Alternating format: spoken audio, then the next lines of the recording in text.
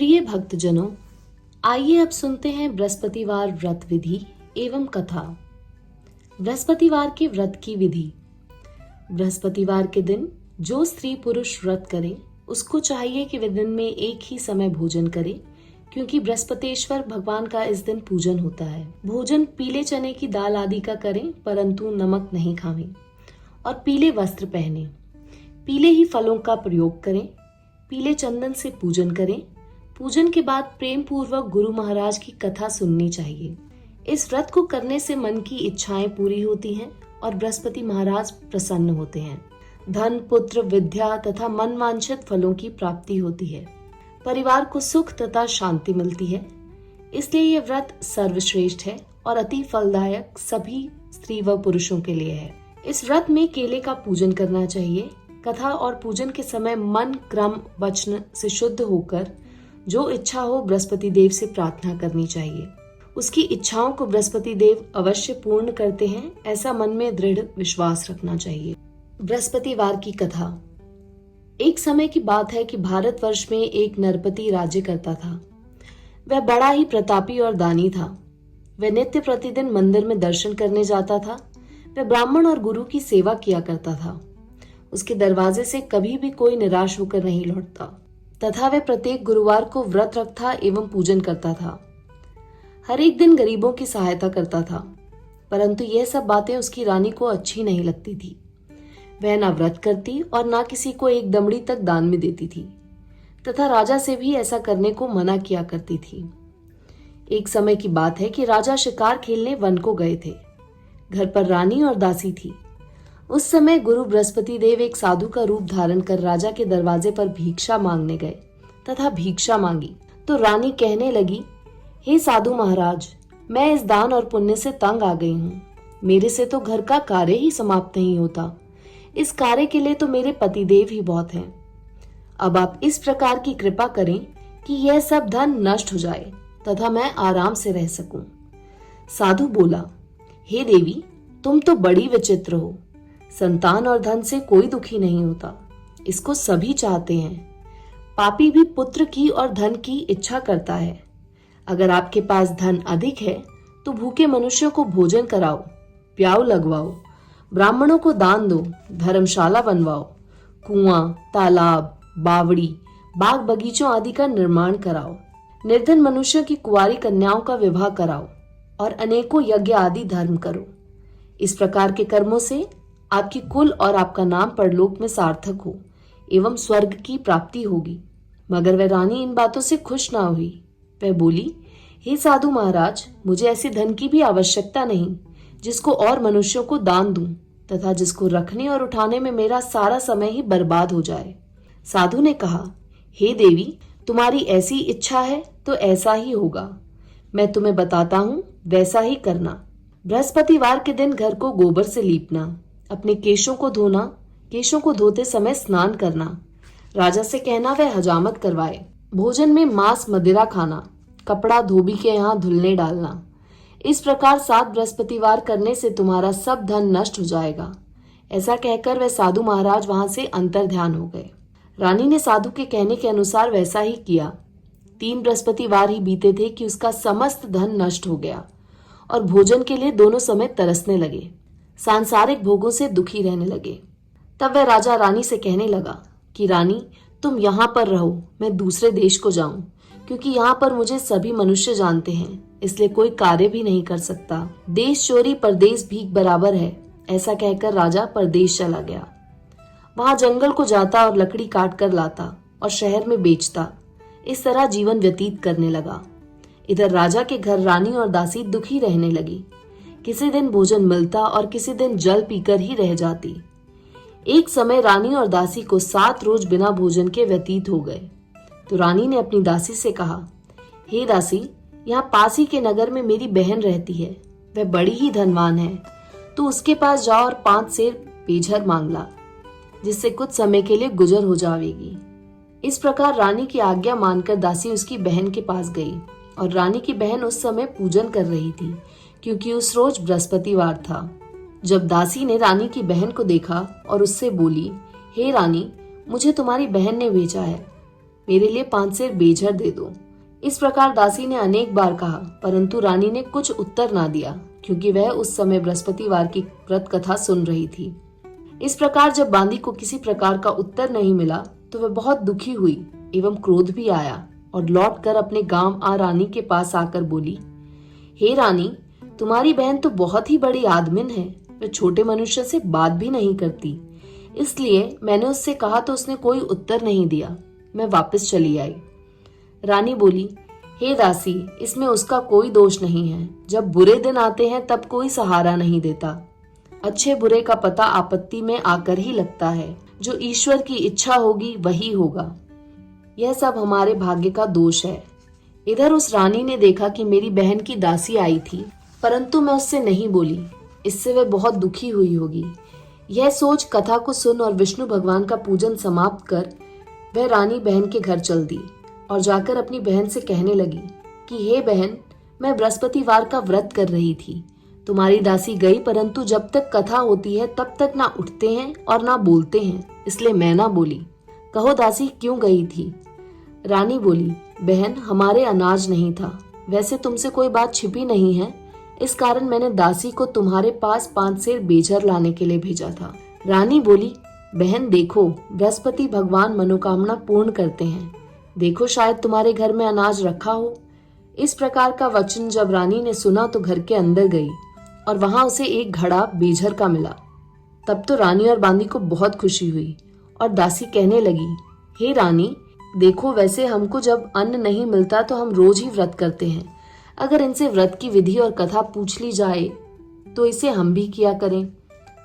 तब उस रानी ने अपनी बहन से पूछा कि हे बहन, बृहस्पतिवार के व्रत की कथा कैसे है तथा ये व्रत कैसे करना चाहिए? रानी की बहन ने कहा, गुरु के व्रत में चने की दाल मुनक्का से विष्णु भगवान का केले की जड़ में पूजन करें तथा दीपक जलावें, पीला भोजन करें तथा कहानी सुने। इस प्रकार व्रत करने से गुरु भगवान प्रसन्न होते हैं, अन्न पुत्र धन देते हैं, मनोकामना पूर्ण करते हैं। इस प्रकार रानी और दासी दोनों ने निश्चय किया कि बृहस्पति भगवान का पूजन जरूर करेंगे। 7 रोज बाद जब बृहस्पतिवार आया तो उन्होंने व्रत रखा। घुड़साल में जाकर चना गुड़ बीन लाई तथा उसकी दाल से केले की जड़ का तथा विष्णु भगवान का पूजन किया। अब भोजन पीला कहाँ से आए? बेचारी बड़ी दुखी हुई, परंतु उन्होंने व्रत किया था, इस कारण गुरु भगवान प्रसन्न थे। 2 थालों में सुंदर पीला भोजन लेकर आए और दासी को देकर बोले, हे दासी, तुम्हारे और रानी के लिए भोजन है, तुम दोनों करना। दासी भोजन पाकर बड़ी प्रसन्न हुई और रानी से बोली, चलो रानी जी, भोजन कर लो। रानी को इस विषय में कुछ पता नहीं था, इसलिए वह दासी से बोली, तू ही भोजन कर, क्योंकि तू हमारी व्यर्थ में हंसी उड़ाती है। दासी बोली, एक महात्मा भोजन दे गए हैं। रानी कहने लगी, वह भोजन तेरे लिए ही दे गए हैं, तू ही भोजन कर। दासी ने कहा, वह महात्मा हम दोनों को 2 थालों में भोजन दे गए हैं, इसलिए हम और तुम दोनों ही साथ साथ भोजन करेंगी। इस प्रकार रानी और बांदी दोनों ने गुरु भगवान को नमस्कार कर भोजन प्रारंभ किया तथा अब वह प्रत्येक बृहस्पतिवार को गुरु भगवान का व्रत और विष्णु पूजन करने लगी।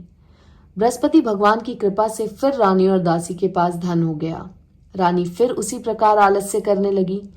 तब दासी बोली, देखो रानी, तुम पहले इस प्रकार आलस्य करती थी, तुम्हें धन रखने में कष्ट होता था, इस कारण सभी धन नष्ट हो गया। अब गुरु भगवान की कृपा से धन मिला है तो फिर तुम्हें आलस्य होता है। बड़ी मुसीबतों के बाद हमने ये धन पाया है, इसलिए हमें दान पुण्य करना चाहिए तथा भूखे मनुष्यों को भोजन कराना चाहिए। प्याऊ लगवाएं, ब्राह्मणों को दान दें, कुआं, तालाब, बावड़ी आदि का निर्माण करें, मंदिर, पाठशाला बनवाकर दान दें, कुंवारी कन्याओं का विवाह करवाएं, धन को शुभ कर्मों में खर्च करें, जिससे तुम्हारे कुल का यश बढ़े तथा स्वर्ग प्राप्त हो और पितर प्रसन्न हो। तब रानी ने इसी प्रकार कर्म करने प्रारंभ किए तो काफी यश फैलने लगा। एक दिन रानी और दासी विचार करने लगी कि ना जाने राजा किस प्रकार होंगे, उनकी कोई खबर नहीं। गुरु भगवान से उन्होंने प्रार्थना की और भगवान ने रात्रि में राजा को स्वप्न में कहा, हे राजा, उठ, तेरी रानी तुझको याद करती है, अपने देश को चलो। राजा प्रातःकाल उठा और विचार करने लगा। स्त्री जाति खाने और पहनने की संगिनी होती है, पर भगवान की आज्ञा मानकर वह अपने नगर के लिए चलने को तैयार हुआ। इससे पूर्व राजा परदेश चला गया तो परदेश में दुखी रहने लगा। प्रतिदिन जंगल में से लकड़ी बीन कर लाता और उन्हें शहर में बेचकर अपने दुखी जीवन को बड़ी कठिनता से व्यतीत करता था। एक दिन राजा दुखी होकर अपनी पुरानी बातों को याद करके रोने लगा। तब उस जंगल में से बृहस्पति देव एक साधु का रूप धारण कर आ गए और राजा के पास आकर बोले, हे लक्कड़हारे, तुम इस सुनसान जंगल में किस चिंता में बैठे हो, मुझको बतलाओ। यह सुन राजा के नेत्रों में जल भर आया और साधु को वंदना कर बोला, हे प्रभु, आप सब कुछ जानने वाले हो। इतना कह साधु को अपनी संपूर्ण कहानी बतला दी। महात्मा दयालु होते हैं। उससे बोले, हे राजा, तुम्हारी स्त्री ने बृहस्पति देव का अपमान किया था, जिस कारण तुम्हारी ये दशा हुई। अब तुम किसी प्रकार की चिंता मत करो, भगवान तुम्हें पहले से अधिक धनवान करेंगे। देखो, तुम्हारी स्त्री ने भी बृहस्पतिवार का व्रत प्रारंभ कर दिया है और तुम मेरा कहना मानकर बृहस्पतिवार को व्रत करके चने की दाल गुड़ जल के लोटे में डालकर केले का पूजन करो, फिर कथा सुनो। भगवान तेरी सभी मनोकामनाओं को पूर्ण करेंगे। साधु को प्रसन्न देखकर राजा बोला, हे प्रभु, मुझे लकड़ी बेचकर इतना पैसा नहीं मिलता जिससे भोजन करने के उपरांत कुछ बचा सकूं। मैंने रात्रि में अपनी रानी को व्याकुल देखा है। मेरे पास कुछ भी नहीं जिससे उसकी खबर मंगा सकूं। और फिर कौन सी कहानी कहूं, यह मुझको कुछ भी मालूम नहीं है। साधु ने कहा, हे राजा, तुम किसी बात की चिंता मत करो। बृहस्पतिवार के दिन तुम रोजाना की तरह लकड़ियां लेकर शहर को जाओ। तुमको रोज से दुगना धन प्राप्त होगा, जिससे तुम भली प्रकार भोजन कर लोगे तथा बृहस्पति देव की पूजा का सामान भी आ जाएगा। और बृहस्पतिवार की कहानी निम्न प्रकार से है। बृहस्पति देव की कहानी। प्राचीन काल में एक ब्राह्मण रहता था। वह बहुत निर्धन था। उसके कोई भी संतान नहीं थी। उसकी स्त्री बहुत मलिनता के साथ रहती थी। वह स्नान न करती, किसी देवता का पूजन न करती, प्रातःकाल उठते ही सर्वप्रथम भोजन करती, बाद में कोई अन्य कार्य करती थी। इससे ब्राह्मण देवता बड़े दुखी थे। बेचारे बहुत कुछ कहते थे, किंतु उसका कोई परिणाम न निकला। भगवान की कृपा से ब्राह्मण की स्त्री के कन्या रूपी रत्न पैदा हुआ और वह कन्या अपने पिता के घर में बड़ी होने लगी। वह बालिका प्रातः स्नान करके विष्णु भगवान का जाप करने लगी, बृहस्पतिवार को व्रत करने लगी। अपने पूजन पाठ को समाप्त करके स्कूल जाती तो अपनी मुट्ठी में जौ भरकर ले जाती और पाठशाला के मार्ग में डालती जाती। तब ये जौ स्वर्ण के हो जाते। लौटते समय उनको बीनकर घर को ले आती थी। एक दिन वह बालिका सूप में उन सोने के जौओं को फटक कर साफ कर रही थी। उसके पिता ने देख लिया और कहा, बेटी, सोने के जौं को फटकने के लिए सोने का सूप होना चाहिए। दूसरे दिन बृहस्पतिवार था। इस कन्या ने व्रत रखा और बृहस्पति देव से प्रार्थना करके कहा, हे प्रभु, मैंने आपकी पूजा सच्चे मन से की है तो मेरे लिए सोने का सूप दे दो। बृहस्पति देव ने उसकी प्रार्थना स्वीकार कर ली। रोजाना की तरह जब वह कन्या जौ फैलाती हुई जाने लगी, जब लौट कर जौ बीन रही थी तो बृहस्पति देव की कृपा से सोने का सूप मिला। उसे वह घर ले आई और उससे जौ साफ करने लगी, परंतु उसकी माँ का वही ढंग रहा। एक दिन की बात है कि वह कन्या सोने के सूप में जौ साफ कर रही थी। उस शहर का राजपुत्र वहां होकर निकला।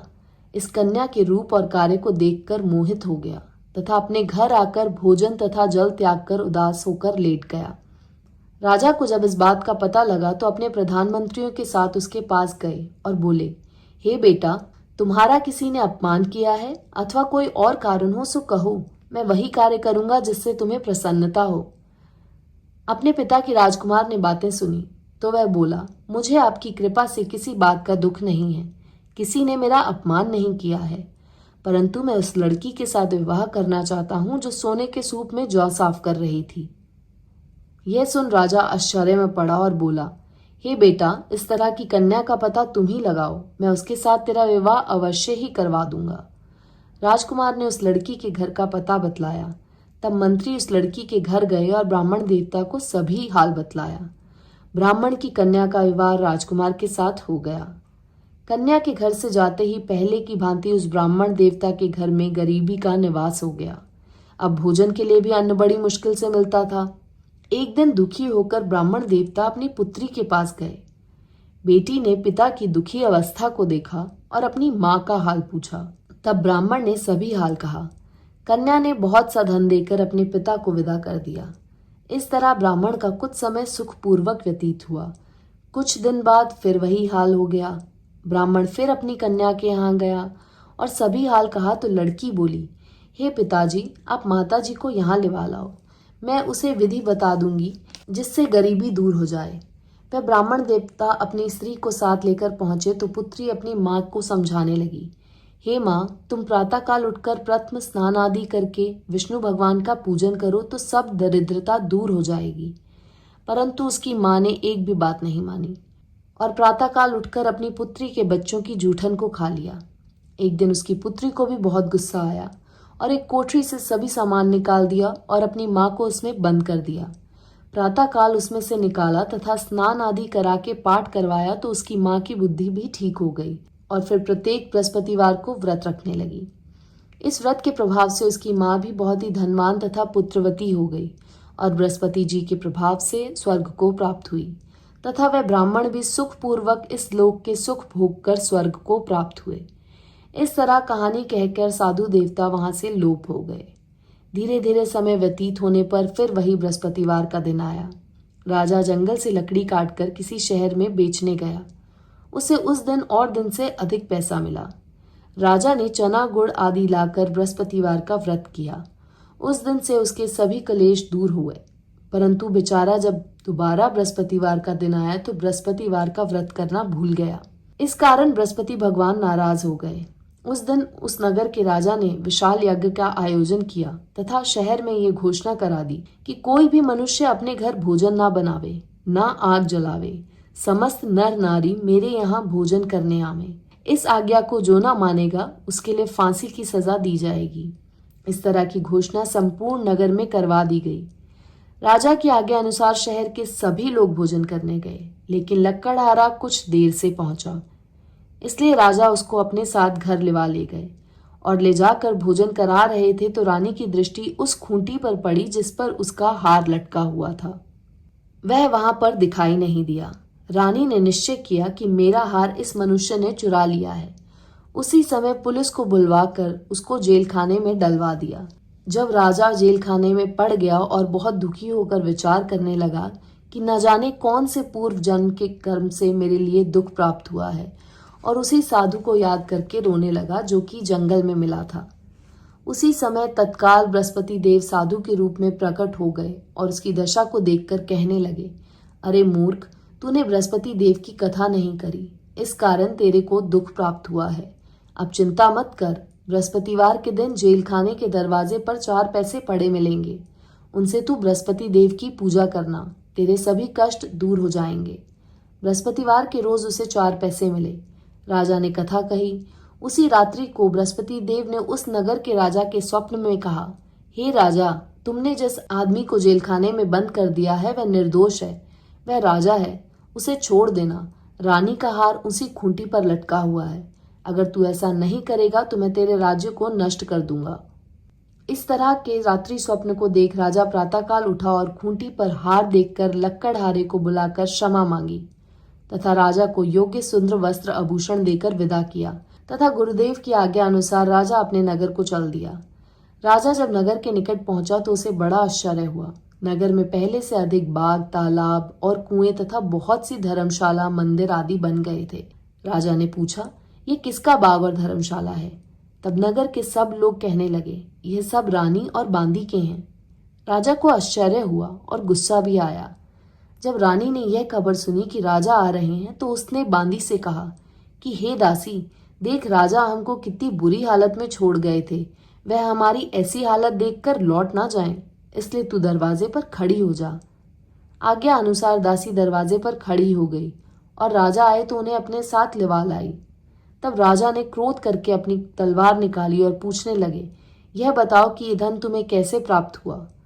तब उन्होंने कहा, हमें ये सब धन बृहस्पति देव के इस व्रत के प्रभाव से प्राप्त हुआ है। राजा ने निश्चय किया कि 7 रोज बाद तो सभी बृहस्पति देव का पूजन करते हैं, परंतु मैं रोजाना दिन में 3 बारी कहानी कहा करूंगा तथा रोज व्रत किया करूंगा। अब हर समय राजा के दुपट्टे में चने की दाल बंधी रहती तथा दिन में 3 बारी कहानी कहता। एक रोज राजा ने विचार किया कि चलो अपनी बहन के यहाँ हो आवें। इस तरह निश्चय कर राजा घोड़े पर सवार हो अपनी बहन के यहाँ को चलने लगा। मार्ग में उसने देखा कि कुछ आदमी एक मुर्दे को लिए जा रहे हैं। उन्हें रोककर राजा कहने लगा, अरे भाइयों, मेरी बृहस्पतिवार की कहानी सुन लो। वह बोले, लो हमारा तो आदमी मर गया है, इसको अपनी कथा की पड़ी है। परंतु कुछ आदमी बोले, अच्छा कहो, हम तुम्हारी कथा भी सुनेंगे।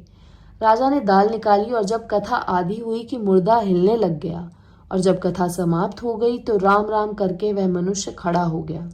आगे मार्ग में उसे एक किसान खेत में हल चलाता मिला। राजा ने उसे देखा और उससे बोला, अरे भैया, तुम मेरी बृहस्पतिवार की कथा सुन लो। किसान बोला, जब तक मैं तेरी कथा सुनूंगा तब तक 4 हरिया जोत लूंगा। जा अपनी कथा किसी और को सुनाना। इस तरह राजा आगे चलने लगा। राजा के हटते ही बैल पछाड़ खाकर गिर गए तथा उसके पेट में बहुत जोर से दर्द होने लगा। उस समय उसकी माँ रोटी लेकर आई। उसने जब यह देखा तो अपने पुत्र से सब हाल पूछा और बेटे ने सभी हाल कह दिया। तो बुढ़िया दौड़ी दौड़ी उस घुड़सवार के पास गई और उससे बोली, मैं तेरी कथा सुनूंगी, तू अपनी कथा मेरे खेत पर ही चलकर कहना। राजा ने बुढ़िया के खेत पर जाकर कथा कही, जिसके सुनते ही वह बैल खड़े हो गए तथा किसान के पेट का दर्द बंद हो गया। राजा अपनी बहन के यहाँ पहुंच गया। बहन ने भाई की खूब मेहमानी की। दूसरे रोज प्रातःकाल राजा जगा तो देखने लगा कि सब लोग भोजन कर रहे हैं। राजा ने अपनी बहन से कहा कि ऐसा कोई मनुष्य है जिसने भोजन नहीं किया हो, मेरी बृहस्पतिवार की कथा सुन ले। बहन बोली, हे भैया, यह देश ऐसा ही है, पहले यहाँ लोग भोजन करते हैं, बाद में अन्य कोई कार्य करते हैं। अगर कोई पड़ोस में हो तो देखा हूं। वह ऐसा कहकर देखने चले गई, परंतु उसे कोई व्यक्ति नहीं मिला जिसने भोजन ना किया हो।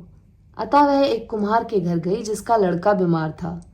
उसे मालूम हुआ कि उनके यहाँ 3 रोज से किसी ने भी भोजन नहीं किया है। रानी ने अपनी भाई की कथा सुनने के लिए कुम्हार से कहा। वह तैयार हो गया। राजा ने जाकर बृहस्पतिवार की कथा कही, जिसको सुनकर उसका लड़का ठीक हो गया। अब तो राजा की प्रशंसा होने लगी। एक रोज राजा ने अपनी बहन से कहा, हे बहन, हम अपने घर को जाएंगे, तुम भी तैयार हो जाओ। राजा की बहन ने अपनी सास से कहा। सास बोली, हाँ चली जा, परंतु अपने लड़कों को मत ले जाना, क्योंकि तेरे भाई के कोई औलाद नहीं है। बहन ने अपने भैया से कहा, हे भैया, मैं तो चलूंगी, पर कोई बालक नहीं जाएगा। राजा बोला, जब कोई बालक नहीं चलेगा तब तुम क्या करोगी। बड़े दुखी मन से राजा अपने नगर को लौट आया। राजा ने अपनी रानी से कहा, हम निर्वंशी राजा हैं, हमारा मुंह देखने का धर्म नहीं है, और कुछ भोजन आदि नहीं किया। रानी बोली, हे प्रभु, बृहस्पति देव ने हमें सब कुछ दिया है, हमें औलाद भी अवश्य देंगे। उसी रात को बृहस्पति देव ने राजा से स्वप्न में कहा, हे राजा, उठ, सभी सोच को त्याग दे, तेरी रानी गर्भ से है। राजा को यह बात सुनकर बड़ी खुशी हुई। 9वें महीने में उसके गर्भ से एक सुंदर पुत्र पैदा हुआ। तब राजा बोला, हे रानी, स्त्री बिना भोजन के रह सकती है, बिना कहे नहीं रह सकती। जब मेरी बहन आवे तुम उससे कुछ मत कहना। रानी ने सुनकर हाँ कर दिया। जब राजा की बहन ने यह शुभ समाचार सुना तो वह बहुत खुश हुई तथा बधाई लेकर अपने भाई के यहाँ आई। तभी रानी ने कहा, घोड़ा चढ़कर तो नहीं आई, गधा चढ़ी आई। राजा की बहन बोली, भाभी, मैं इस प्रकार ना कहती तो तुम्हें औलाद कैसे मिलती। बृहस्पति देव ऐसे ही हैं, जैसी जिसकी मन में कामनाएं हैं सभी को पूर्ण करते हैं। जो सद्भावना पूर्वक बृहस्पतिवार का व्रत करता है एवं कथा पढ़ता है अथवा सुनता है और दूसरों को सुनाता है, बृहस्पति देव उसकी सभी मनोकामनाएं पूर्ण करते हैं।